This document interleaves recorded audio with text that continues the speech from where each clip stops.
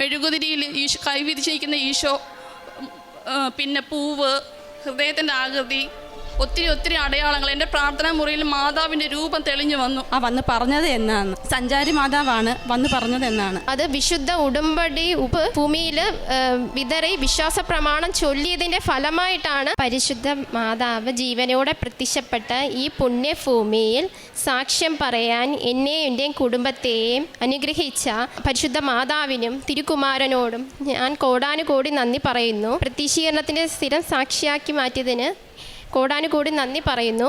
എൻ്റെ പേര് ലക്ഷ്മി, ഞാൻ കൊല്ലത്ത് നിന്ന് വരുന്നു. കൂടെ വന്നിരിക്കുന്ന എൻ്റെ ചേച്ചിമാരും മൂത്ത ചേച്ചിയുടെ ഹസ്ബൻഡും ഇളയ ചേച്ചിയുടെ കുഞ്ഞുങ്ങളുമാണ്. പിന്നെ അമ്മയുണ്ട്. ഞാൻ ഉടമ്പടി എടുത്തത് 31/10/2022 ഞാനൊരു അക്രൈസ്തവയാണ്. കൃപാസനത്തെപ്പറ്റി ഞാൻ ആദ്യമായി അറിഞ്ഞത് യൂട്യൂബ് വഴിയും ഉടമ്പടി പത്രം വഴിയുമാണ് ഈ പുണ്യഭൂമിയിൽ എത്തിയത്. എൻ്റെ കല്യാണം നടക്കണം എന്നാണ് ആദ്യം ഞാൻ ഉടമ്പടി വെച്ചത്. അത് നല്ല രീതിയിൽ തന്നെ നടന്നു. അതിന് സാമ്പത്തിക സ്ഥിതി ഇല്ലായിരുന്നു. അത് പ്രോപ്പർട്ടി വിറ്റാലേ നമ്മൾ കല്യാണം നടക്കൂ എന്നൊരു സ്ഥിതിയായിരുന്നു. അതിന് 2 വർഷമായിട്ട് മുടങ്ങിക്കിടന്ന ഒരു വസ്തു കച്ചവടമായിരുന്നു. അത് കല്യാണത്തിന് 3 മാസം ബാക്കിയുള്ളപ്പോഴാണ് ഇത് കച്ചവടമായത്. അത് വിശുദ്ധ ഉടമ്പടി ഉപ്പ് ആ ഭൂമിയിൽ വിതറി വിശ്വാസ പ്രമാണം ചൊല്ലിയതിൻ്റെ ഫലമായിട്ടാണ് കച്ചവടം പെട്ടെന്ന് നടന്ന് കല്യാണം നല്ല വൃത്തിയായിട്ട് നടന്നു. പിന്നെ ഞാൻ വെച്ചത് എൻ്റെ ചേച്ചിയുടെ കാര്യമാണ്. എൻ്റെ പേര് മായ രാജേഷ്. ഞാൻ കൊല്ലത്തു നിന്നാണ് വരുന്നത്. ഞാൻ ഉടമ്പടി എടുത്തത് 31/10/2022 എൻ്റെ കല്യാണം കഴിഞ്ഞിട്ട് 2 വർഷം കഴിഞ്ഞാണ് ഞാൻ ഫസ്റ്റായിട്ട് ക്യാരിങ് ആയത്. ആയ സമയം ഫസ്റ്റ് മന്ത് തൊട്ടേ എനിക്ക് ബ്ലീഡിങ് ഉണ്ടായിരുന്നു. എനിക്ക് ഹെമറ്റോമയായിരുന്നു. 6 മന്ത് ആയപ്പോഴത്തേക്ക് അത് അബോട്ടായി.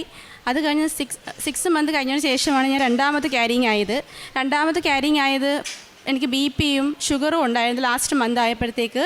ലാസ്റ്റ് മന്തിൽ 9th മന്തിൽ സ്കാനിങ് കഴിഞ്ഞതിന് ശേഷം വീട്ടിൽ വന്ന്, ചെക്കപ്പ് കഴിഞ്ഞതിന് ശേഷം വീട്ടിൽ വന്നതിന് ശേഷം എനിക്കൊരു പെയിൻ വന്ന് ഹോസ്പിറ്റലിൽ പോയപ്പോൾ അവർ പറഞ്ഞു ഫേക്ക് പെയിനാ, പോയിച്ച് വരാം എന്ന് പറഞ്ഞ് വിട്ടേക്കാൻ പറഞ്ഞു. അപ്പോഴത്തേക്ക് പറഞ്ഞു നമുക്കൊന്നുകൂടെ ഒന്ന് നോക്കാമെന്ന് പറഞ്ഞപ്പം ബ്രീച്ചിലായിരുന്നു കുഞ്ഞ് ബ്രീച്ചിലായിരുന്നു. ഇച്ചിരി കോംപ്ലിക്കേഷൻ ആയിരുന്നു. ഭയങ്കര അങ്ങനെ പിറ്റേന്ന് എനിക്ക് സിസേറിയൻ പറഞ്ഞായിരുന്നു. അപ്പോഴത്തേക്ക് ട്യൂബ് ഇടാൻ വേണ്ടി ഡോക്ടർ നോക്കിയപ്പോഴാണ് കാണുന്നത് കുഞ്ഞിൻ്റെ കാലങ്ങ് പുറത്ത് വന്ന് ഡെലിവറി ആയ സമയമായി. അങ്ങനെ എനിക്ക് ലേബർ റൂമിലോട്ട് കയറ്റി. എനിക്ക് ആ കുഞ്ഞിനെ നഷ്ടമായി. പിന്നെ കുറേ കാലം വിഷമത്തോടെ നടന്നപ്പോഴാണ് എൻ്റെ ചേച്ചി യൂട്യൂബിലൂടെ ഈ ഇവിടുത്തെ ഉടമ്പടിയെക്കുറിച്ചും സാക്ഷ്യങ്ങളെക്കുറിച്ചുമൊക്കെ ഞങ്ങൾ ആദ്യമായിട്ട് അറിയാൻ സാധിക്കുന്നത്. അങ്ങനെ ഞങ്ങൾ ഇവിടെ വന്ന് ഉടമ്പടി എടുത്തു. ഞാൻ ഉടമ്പടിയിൽ ആദ്യത്തെ നിയോഗമായിട്ട് വെച്ചിരുന്നത് എനിക്ക് ആയുസ്സും ആരോഗ്യത്തോടെ എൻ്റെ കയ്യിലോട്ടൊരു കുഞ്ഞിനെ തരണേ മാതാവേ എന്നായിരുന്നു. അത് കഴിഞ്ഞ് ഞാൻ ഗർഭിണിയായി 9 മാസം കഴിഞ്ഞപ്പോഴത്തേക്ക് 3ാമത് ഗർഭിണിയായി. ഒരു ട്രീറ്റ്മെൻറ്റോ ഒന്നുമില്ലാതെ ഇവിടുത്തെ നേർച്ച വസ്തുക്കൾ കൊണ്ട് മാത്രമാണ് ഞാൻ ഗർഭിണിയായത്. എന്നും ദിവസം എനിക്ക് ഉറങ്ങാൻ പറ്റത്തില്ല. ഞാൻ ഇവിടുത്തെ സാക്ഷ്യങ്ങളൂടെ മാത്രമാണ് ഞാൻ ഓരോ ദിവസവും തള്ളി നീക്കിക്കൊണ്ടിരുന്നത്.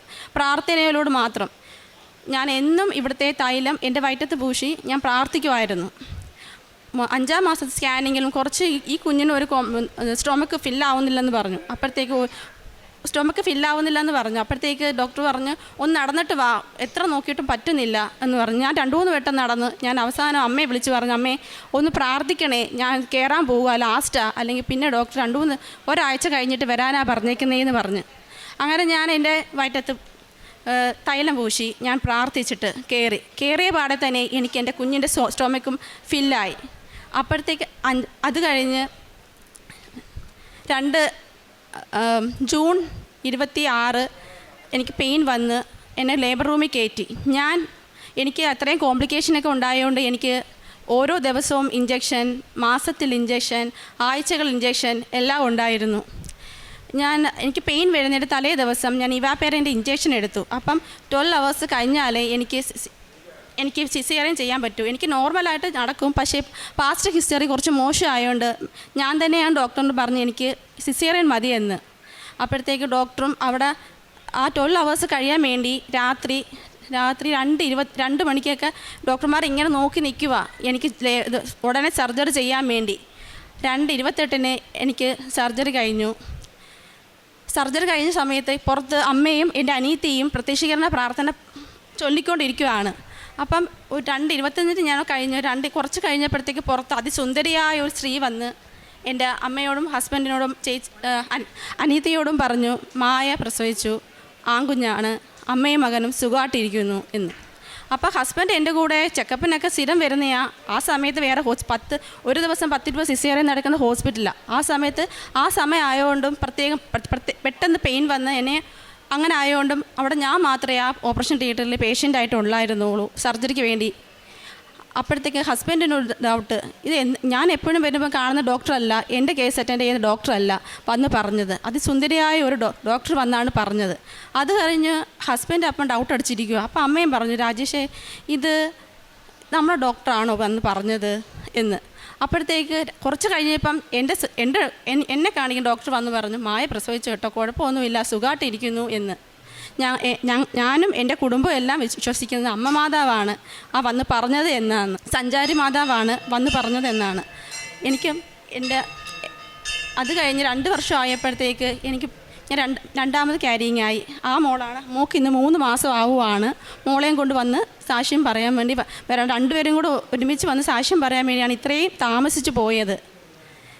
രണ്ടാമത്തെ കുഞ്ഞിനെ ഗർഭിണിയായ സമയത്ത് ഞാനിങ്ങനെ സ്കാനിങ്ങിന് ഞാൻ മാതാവിന് പറഞ്ഞു, ആദ്യമേ എനിക്ക് ആദ്യത്തെ സമയത്ത് എനിക്ക് ഒരുപാട് ലാഗ് ചെയ്തു. സ്കാനിങ് റിപ്പോർട്ടിനും ആ സ്കാനിങ്ങിനൊക്കെ എന്തൊക്കെയോ കോംപ്ലിക്കേഷനൊക്കെ വരും. പക്ഷേ മോക്കാണെങ്കിൽ ഞാൻ ഒരു തരത്തിലുള്ള മരുന്നോ ഇഞ്ചക്ഷനോ കാര്യങ്ങളോ ഒന്നുമില്ലാതെ അന്ന് തൊട്ട് പ്രസവത്തിൻ്റെ തലേന്ന് വരെയും ഈ ഉടമ്പടി തൈലം പൂശി ഞാൻ പ്രാർത്ഥിക്കുമായിരുന്നു. ഈ കുഞ്ഞിന് ഇഞ്ചക്ഷനോ കാര്യങ്ങളോ ഡോക്ടറിനോട് പറഞ്ഞു, ഞാനും പഴയ പോലെയല്ല ഡോക്ടർ, എനിക്ക് വയ്യ, അതുകൊണ്ട് ഇഞ്ചക്ഷനോ കാര്യങ്ങളോ ഒന്നും വേണ്ട എന്ന്. ഞാൻ അമ്മയുടെ തൈലം മാത്രം പൂശിയാണ് മോളെ സമയത്തെല്ലാം നോക്കിയത്. ആ സമയത്താണെങ്കിൽ തിരുവനന്തപുരത്ത് നിന്ന് ഒരു ചേച്ചി വന്നു. ഒരാഴ്ച ഇച്ചിരി ഏജ്ഡാണ്, 40 വയസ്സായി. ഒരാഴ്ച കൊണ്ടേ സ്കാനിങ്ങിന് വേണ്ടി നടക്കുമോ ആ ചേച്ചി. അപ്പം നടക്കുമ്പോഴത്തേക്ക് എന്നോട് പറഞ്ഞു, ഹസ്ബൻഡ് പറഞ്ഞു, ആ ചേച്ചി ഒരാഴ്ച കൊണ്ട് നടക്കുവടേ, ഇയാളെ കയ്യിൽ തൈലോ വല്ലതും ഉണ്ടെങ്കിൽ ആ ചേച്ചിക്ക് ഇച്ചിരി കൊടുക്കണേ എന്ന്. അങ്ങനെ ഞാൻ ആ ചേച്ചിക്ക് തൈലം കൊടുത്ത് എൻ്റെ കയ്യിൽ എപ്പോഴും ഒരു പത്രം എൻ്റെ കയ്യിൽ കാണും. ഞാൻ ആ ചേച്ചിയുടെ പോയി പറഞ്ഞു, ചേച്ചി ഇത് വെച്ച് പ്രാർത്ഥിക്കുക, ചേച്ചിയുടെ കൂടെ എപ്പോഴും ദൈവം കാണും, മാതാവ് കാണും, സഞ്ചാരി മാതാവ് കാണുമെന്ന്. ഞാൻ അതെല്ലാം കഴിഞ്ഞ് മോളെ ഡെലിവറി ചെയ്യാൻ വേണ്ടി അഡ്മിറ്റ് ആയപ്പോൾ ആ ചേച്ചിയെ ഞാൻ വീണ്ടും കാണാനിടയായി. ആ ചേച്ചി പറഞ്ഞു, മായ അന്ന് തന്ന പത്രം കൊണ്ടാണ് ഞാൻ ഇപ്പോഴും എൻ്റെ അമ്മ മാതാവിനെ എനിക്ക് ഭയങ്കര വിശ്വാസമാണ്, ഞാൻ ഡെലിവറി കഴിഞ്ഞ് ഉടനെ പോയി ഇവിടെ വന്ന് ഉടമ്പടി എടുക്കുമെന്ന്. ഇത്രയും തന്ന് അനുഗ്രഹിച്ച അമ്മ മാതാവിന് തിരുകുമാരനും കോടാനുകോടി നന്ദി ഞാൻ പറയുന്നു. ഇനി ചേച്ചിയുടെ സാക്ഷ്യങ്ങൾ പറയാൻ ചേച്ചിയുടെ കൊടുക്കുവാണ്. എൻ്റെ പേര് മഞ്ജു, കൊല്ലത്ത് നിന്ന് വരുന്നു. ഞങ്ങളെല്ലാവരും ഉടമ്പടി എടുത്ത ഒരു ദിവസം 31/10/2022 പരിശുദ്ധ അമ്മ ഈശോയിൽ നിന്ന് നേടി തന്ന രോഗസൗഖ്യത്തിന് സാക്ഷ്യം പറയാനാണ് ഞാനിവിടെ ആയിരിക്കുന്നത്. എൻ്റെ ഹസ്ബൻഡിൻ്റെ കയ്യിൽ കഷത്ത് ഒരു തടിപ്പുണ്ടായിരുന്നു. അത് ടെസ്റ്റ് ചെയ്തപ്പോൾ കുഴപ്പമൊന്നും ഇല്ലെന്ന് പറഞ്ഞതാണ്. അത് ടെസ്റ്റ് ചെയ്തപ്പോൾ പിന്നെ പോസിറ്റീവ് കാണിച്ചു, ക്യാൻസറാണെന്ന് പറഞ്ഞ് കാണിച്ചു. അപ്പം ഞങ്ങൾ ആകെ തകർന്നു പോയി. പക്ഷേ എന്നാലും മാതാവ് ഞങ്ങളെ കൈവിട്ടില്ല. ഈ ഉടമ്പടി വസ്തുക്കളും നേർച്ച വസ്തുക്കളും തൈലവും ഉപ്പും തേനും എല്ലാം ഞാൻ ഡെയിലി കൊടുക്കുകയും ദേഹത്ത് നെറ്റിയിൽ പൂശി പ്രാർത്ഥിക്കുകയും എല്ലാം ചെയ്യുമായിരുന്നു. അങ്ങനെ പ്രാർത്ഥനയിലായിരുന്നു. അങ്ങനെ ഫെബ്രുവരി 26 ഡെയിലി ബ്രെഡിൽ അച്ഛനാണെങ്കിൽ 7 എന്ന് ഗോൾഡൻ ലെറ്ററിൽ കാണിക്കണമെന്ന് പറഞ്ഞു. ഞാനത് വിശ്വസിച്ച് പ്രാർത്ഥിച്ചു. അന്ന് മുതൽ എൻ്റെ അന്നേരം 7 എന്ന് പറഞ്ഞപ്പോൾ എൻ്റെ മനസ്സ് പറഞ്ഞ് നോക്ക് കലണ്ടറിൽ നോക്കാനെന്ന്. അന്നേരം നോക്കിയപ്പോഴാണെങ്കിൽ അന്ന് മുതൽ 7 ദിവസം അടുപ്പിച്ച് 7 തവണ പ്രത്യക്ഷീകരണ പ്രവർത്തനം മുട്ടുകുത്തി പ്രാർത്ഥിക്കുമായിരുന്നു. പിന്നെ അന്ന് 7ാമത്തെ ദിവസം തികയുന്നതെന്ന് വെച്ചാൽ മാർച്ച് 4 പെറ്റ് സ്കാനാണ്. അന്നേരം അതിനു മുമ്പ് അച്ഛനെ കൊണ്ട് കൈവെപ്പ് ശുശ്രൂഷയൊക്കെ നടത്തിയായിരുന്നു. റിപ്പോർട്ടെല്ലാം മാതാവിനെ ഈശോയൊക്കെ കാണിപ്പിച്ച് പ്രാർത്ഥിച്ച് ഞങ്ങൾ അങ്ങനെ പോയി.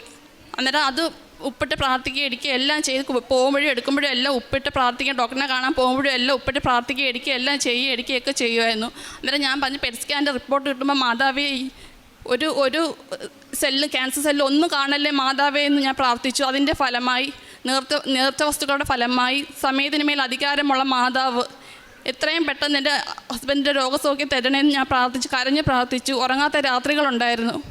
ഞാൻ എൻ്റെ സങ്കടം ആരത്തും ഞാൻ പറഞ്ഞില്ല. എൻ്റെ അമ്മ കൃപാസന മാതാവിനോട് മാത്രമേ ഞാൻ പറഞ്ഞുള്ളൂ ഉറങ്ങാത്ത രാത്രികളിൽ. അപ്പം മാതാവ് ഒരു ദിവസമാണെങ്കിൽ എല്ലാവരും ഉറങ്ങിയാലും എനിക്ക് ഉറക്കം വരത്തില്ല. അന്നേരം ഞാനിങ്ങനെ കിടക്കുമായിരുന്നു. അപ്പം മെഴുകുതിരിയുടെ ഒരു വെളിച്ചം കണക്ക് എൻ്റെ റൂമിൽ വന്ന് മാതാവ്. അപ്പോൾ എനിക്ക് വിശ്വാസം മാതാവ് എൻ്റെ കൂടെ ഉണ്ടെന്ന്.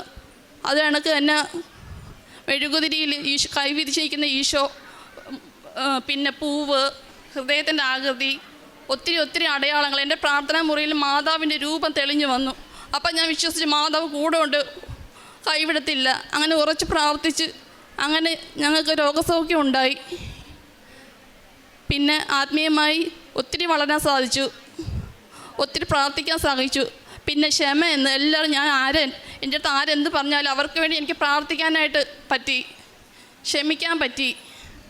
പിന്നെ പത്രമാണെങ്കിൽ എല്ലാം പ്രാർത്ഥിച്ചാണ്ട് എല്ലാവർക്കും പെട്ടെന്ന് കൊടുത്തു തീർക്കുമല്ല. ഉടമ്പടി തൈലം ഇട്ട് പ്രാർത്ഥിച്ച് ഓട്ടോ സ്റ്റാൻഡിലായാലും ചേട്ടന്മാരോട് പറഞ്ഞും പിന്നെ ബസ് സ്റ്റോപ്പിലിരിക്കുന്നവർക്കും എല്ലായിടത്തും പറഞ്ഞ് എല്ലാമാണ് ഞങ്ങൾ പത്രം കൊടുക്കുന്നത്.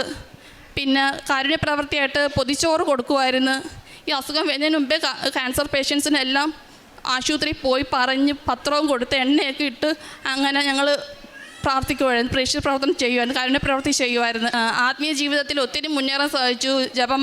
ജപമാല ചൊല്ലുകയും പിന്നെ മറ്റുള്ളവർക്ക് വേണ്ടി പ്രാർത്ഥിക്കാനായിട്ട്. ഞങ്ങൾക്ക് ഇപ്പോൾ ഈ അസുഖം വന്ന് ഞങ്ങളുടെ കാര്യം മാത്രമല്ല പ്രാർത്ഥിച്ചത്, മറ്റുള്ളവർക്ക് വേണ്ടി. അവിടെ ചെല്ലുമ്പോൾ ഓരോ രോഗികളെ കാണുമ്പോഴും എനിക്ക് ഞാൻ മാത്രമായിരിക്കും അവിടെ ഇങ്ങോട്ട് പോകുന്നത്. അപ്പോൾ അത് അവർക്ക് വേണ്ടി പ്രാർത്ഥിക്കാൻ സാധിച്ചു. ഈ അവിടെ ഹോസ്പിറ്റലിൽ ട്രീറ്റ്മെൻറ്റ് കിടക്കുമ്പോൾ ഈ ഹസ്ബൻഡും കിടന്ന് ഉറങ്ങും. രാത്രി ഞാനാണെങ്കിൽ അവർക്കും മറ്റുള്ളവരുടെ കരച്ചിലും അതും ഇതും കേട്ട് ഞാൻ അവർക്ക് വേണ്ടി പ്രാർത്ഥിക്കാൻ സാധിച്ചു. എനിക്ക് എല്ലാത്തിനും ഇന്നോളം ഈ നിമിഷം വരെ ഞങ്ങൾ ചേർത്ത് പിടിച്ച എല്ലാവർക്കും പ്രാർത്ഥിച്ചതിന്, ഞങ്ങൾ കൂടെ നിർത്തിയതിന് എല്ലാത്തിനും നന്ദി പറയുന്നു. ഇനിയും ഈ ഉടമ്പടിയിലായിരിക്കും ഞാനും എൻ്റെ കുടുംബവും അമ്മയുടെ ഉടമ്പടിയിലായിരിക്കുമെന്ന് പ്രാർത്ഥിക്കുന്നു. ഞങ്ങൾക്ക് വന്ന എല്ലാ അനുഗ്രഹങ്ങൾക്കും കൃപകൾക്കും 1000 നന്ദി. ദൈവത്തിൽ ആശ്രയിക്കുന്നവർ വീണ്ടും ശക്തി പ്രാപിക്കും. അവർ കഴുകന്മാരെ പോലെ ചിറകടിച്ചുയരും. അവർ ഓടിയാലും ക്ഷീണിക്കുകയില്ല, നടന്നാൽ തളരുകയുമില്ല. യെശയ്യാ പ്രവാചകൻ്റെ പുസ്തകം 40-ാം അധ്യായം 31-ാം വചനമാണ്. ഈ കുടുംബം മുഴുവൻ ഉടമ്പടിയിലാണ്. ഇന്ന് കൈക്കുഞ്ഞുമായിട്ടാണ് പരിശുദ്ധാമ്മയുടെ പ്രത്യക്ഷീകരണത്തിന് സാക്ഷിയായിട്ട് അക്രൈസ്തവ കുടുംബമാണ്. പക്ഷെങ്കിൽ ഈശോയിലും അമ്മയിലുമുള്ള സ്നേഹമാണ് അവരെ കൂടുതൽ അടുപ്പിക്കുകയും അവരെല്ലാ അനുഗ്രഹങ്ങളും ഈശോയിൽ നിന്ന് ലഭിക്കുകയും ചെയ്തത് അവരുടെ വിശ്വാസമാണ്. മത്തായിയുടെ സുവിശേഷം 21-22 പറയുന്നത് പോലെ വിശ്വാസത്തോടെ പ്രാർത്ഥിക്കുന്നതെല്ലാം നിങ്ങൾക്ക് ലഭിക്കുമെന്നാണ്. ഈ മക്കൾ വിശ്വാസത്തോടെ ആത്മാർത്ഥതയോടെ പ്രാർത്ഥിച്ചതിൻ്റെ ഫലമായിട്ടാണ് പ്രാർത്ഥിച്ചതെല്ലാം ദൈവം അനുഗ്രഹിച്ച് വാരിക്കോരി ഇവരെ സഹായിച്ചത്. അവനെ വിശ്വസിക്കുന്ന ഒരുവനെ ലജ്ജിക്കേണ്ടി വരികയില്ല എന്നാണ് വിശുദ്ധ ഗ്രന്ഥത്തിൽ പറയുന്നത്. റോമാക്കാർക്ക് എഴുതിയ ലേഖനം 10:11 പറയുന്നത്. ഉടമ്പടിയിലായിരിക്കുന്ന മക്കളുടെ ജീവിതത്തിൽ നമുക്കൊരിക്കലും ലജ്ജിക്കേണ്ടി വരത്തില്ല. കാരണം ദൈവത്തിൽ ആശ്രയിക്കുന്നവർ വീണ്ടും ശക്തി പ്രാപിക്കും. അവർ കഴുകന്മാരെ പോലെ ചിറകടിച്ചുയരും. അവർ ഓടിയാലും ക്ഷീണിക്കുകയില്ല, നടന്നാൽ തളരുകയുമില്ല. നമ്മുടെ ജീവിതത്തിലും നമ്മുടെ എല്ലാ പ്രതിസന്ധികളും പ്രശ്നങ്ങളും ബുദ്ധിമുട്ടുകളും എല്ലാം ദൈവത്തിൽ ആശ്രയിച്ച് അവിടുത്തെ ശക്തി പ്രാപിക്കാനായിട്ട് നമുക്ക് പ്രാർത്ഥിക്കാം. കഴുകന്മാരെ പോലെ ചിറകടിച്ചുയരാൻ ആത്മധൈര്യത്തോടെ ഈശോയുടെ അമ്മയുടെ സാന്നിധ്യത്തോടെ ചിറകടിച്ചുയരാനുള്ള അനുഗ്രഹത്തിനായിട്ടും ഓടിയാലും ക്ഷീണിക്കാത്ത, നടന്നാലും തളരാത്ത ആ പ്രസൻസിന് വേണ്ടിയിട്ട് ദൈവത്തിൻ്റെ സാന്നിധ്യം കൂടെ ഉണ്ടെങ്കിൽ നമ്മൾ തളരുകയില്ല, ക്ഷീണിക്കുകയില്ല, വിഷമിക്കുകയില്ല. ആ സാന്നിധ്യത്തിന് വേണ്ടി നമുക്കും ആ ദൈവാനുഭവം ലഭിക്കുവാനായിട്ട് നമുക്ക് പ്രാർത്ഥിക്കാം. ലക്ഷ്മിക്കും മഞ്ജുവിനും മായയ്ക്കും ഈ മുഴുവൻ കുടുംബത്തിന് ലഭിച്ച എല്ലാ അനുഗ്രഹങ്ങൾക്കും നമ്മൾക്ക് കരങ്ങളടിച്ച് ദൈവത്തെ